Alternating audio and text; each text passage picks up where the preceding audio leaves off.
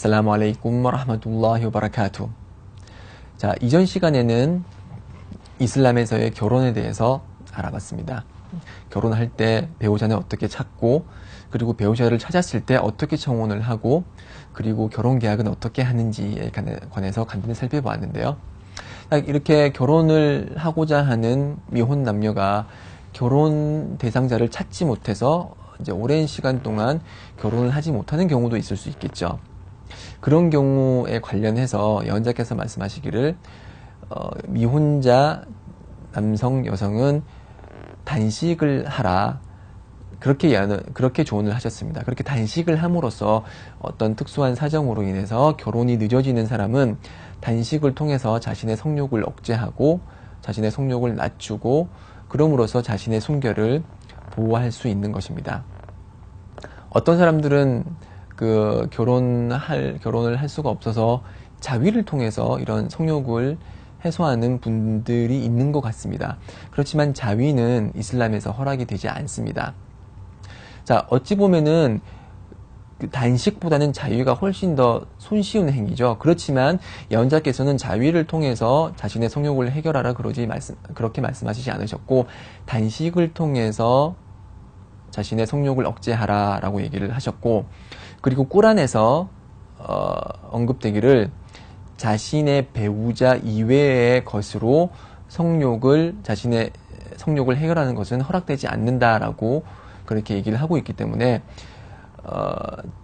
이제 자신의 배우자 이외의 것들로 그런 성욕을 해결하는 것은 이슬람에서 허락이 되지 않기 때문에 자위는 이슬람에서 허락이 되지 않습니다. 그렇기 때문에 힘들더라도 항상 시선을 낮추고, 그리고 단식을 통해서 자신의 그런 욕망을 억제하는 것이 그게 이슬람적인 방법이고요.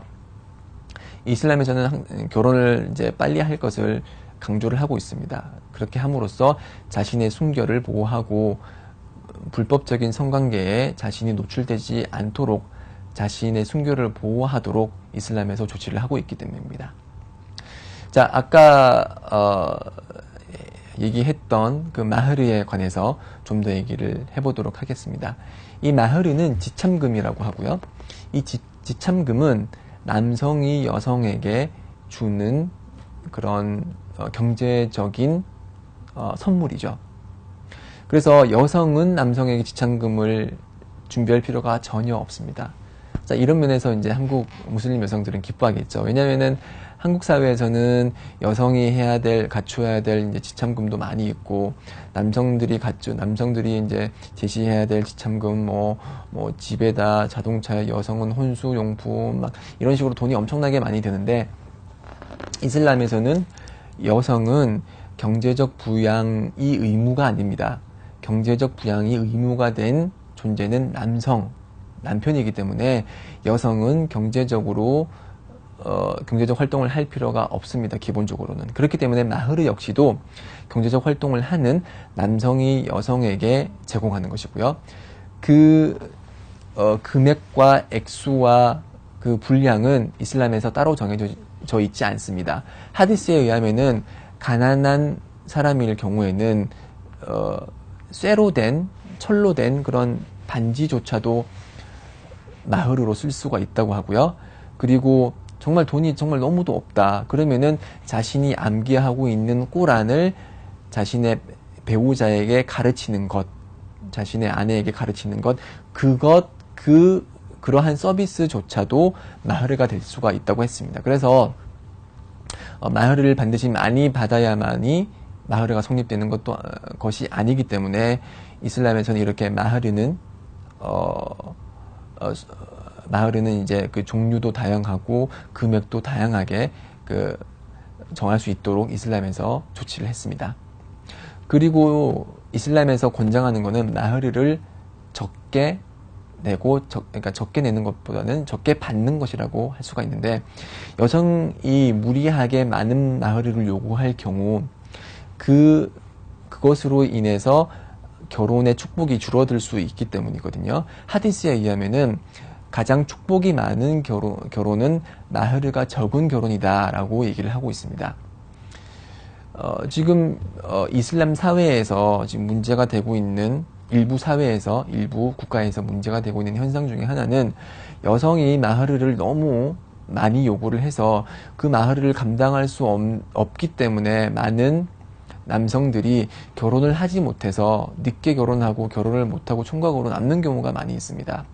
이것은 이슬람적 관점에서 봤을 때 상당히 비이슬람적인 그리고 권장되지 않는 현상인 거죠. 마흐르는 신앙인 여성이라면은 많이 요구를 하지 않는 것이 권장이 됩니다. 물론 많이 요구했다고 해서 그것이 금지된 행위라고 볼 수는 없지만 남편의 경제적 수준에 걸맞게 그리고 자신들의 그런 경제적인 그런 위치에 걸맞는 그런 마흐르를 주고받는 것이 권장된다고 할 수 있겠습니다. 자, 이렇게 마흐르에 대해서 알아봤고요. 이렇게 마흐르는 결혼 전에 줄 수도 있고요.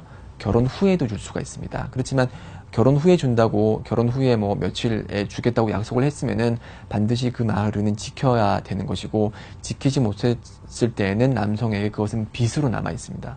아내에 대한 빚으로 남아 있기 때문에 반드시 그 마흐르는 줘야 되고, 그 마흐르는 아내 고유의 재산이 되기 때문에 남편이 그 마흐르를 후에 뭐 동의 없이 쓰거나 동의 없이 가져갈 수 없습니다. 네. 이렇게 마흐르를 주고받고 그리고 결혼 계약을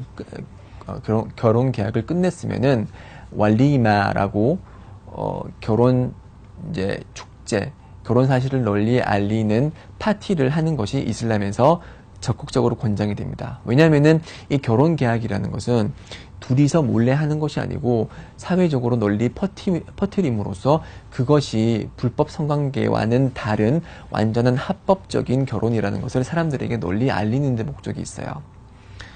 그래서 뭐 식당을 잡아서 주위 사람들을 초대해서 같이 이제 식사를 하면서 우리 두 사람이 이렇게 결혼을 했습니다라고 알리는 것이 이제 결혼 후에 하는 왈리마고요. 물론 이제 결혼식이라는 그 식을 통해서도 알릴 수 있지만 굳이 결혼식이 의무는 아니고요. 결혼식을 하기 위해서는 많은 절차가 필요하고 돈도 엄청나게 많이 들어가는 그런 부분이 있기 때문에 이슬람에서는 결혼식 자체를 의무사항으로 두지는 않고 있고요. 다만 이제 결혼 사실을 많이 알릴 수 있도록 그 왈리마, 즉 이제 파티와 유사한 그런 이제 사람들을 초대해서 자신의 결혼 사실을 알리는 그런 왈리마는 적극적으로 권장되고 있습니다. 자, 이렇게 결혼을 하고 나서 이제 페이지 211페이지를 보면은 이제 남편과 아내의 권리에 대해서 쭉 나와 있습니다. 남편은 아내에 대해서 권리가 있고 아내는 남편에 대해서 권리가 있습니다. 이 권리는 이제 책에 기재된 대로 쭉 읽어보면은 잘 이해를 하실 수 있을 것이고요. 남편의 대표적인 아내에 대한 권리는 이제 자신의 말을 따라주고 그리고 아내로부터 이제 그런 성적인 욕망을 해결할 수 있는 권리가 있고 여성도 마찬가지입니다. 자신의 성적인 욕망을 해결할 권리가 있고 남성으로부터 경제적인 부양을 받을 권리가 있습니다. 이 여러 권리에 대해서는 이 책에 자세히 언급되어 있기 때문에 여기서 설명을 생략하도록 하겠습니다. 자, 이렇게 그러니까 결혼 계약을 하고 이제 결혼 생활을 하게 됐습니다. 그래서 훌륭한 결혼 생활을 이루어 나가는 것이 이슬람적으로 적극 권장이 되는데요. 꾸란에서 말하기를 와 아시루훈나 빌 마우루프, 자, 그들과 그 아내들과 훌륭하게 살라라고 이슬람에서 명령을 하고 있습니다. 그래서 남편은 아내에게 최선을 다하고 아내도 남편에게 최선을 다하고 서로 존중하며 이해하면서 이제 행복한 결혼 생활을 꾸려 나가는 것이 이슬람에서 적극 권장이 되는데요. 그럼에도 불구하고 성격 차이 아니면은 여러 가지 뭐 배경, 주위 환경에 의해서 서로가 맞지 않음을 발견할 수도 있을 것입니다.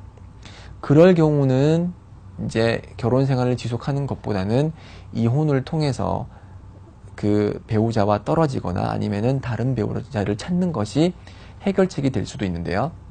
그런 해결책에 대한 제시, 즉 이혼, 이슬람에서는 허락을 하고 있습니다. 이혼을 허락하지 않는 종교도 있지만 이슬람에서는 현실적인 대안으로서 이혼을 허락을 하고 있습니다.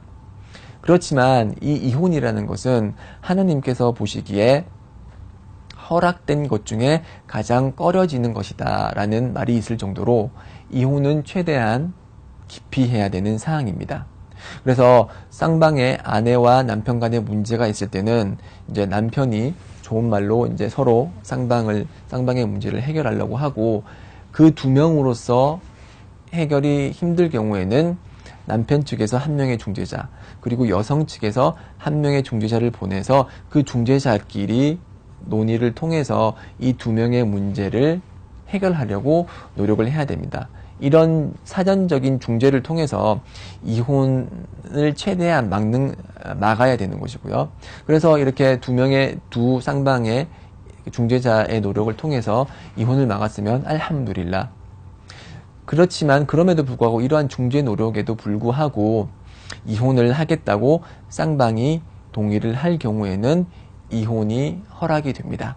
자, 그러면은 이슬람에서 이혼은 어떻게 진행되는지 다음 강의를 통해서 자세히 살펴보도록 하겠습니다.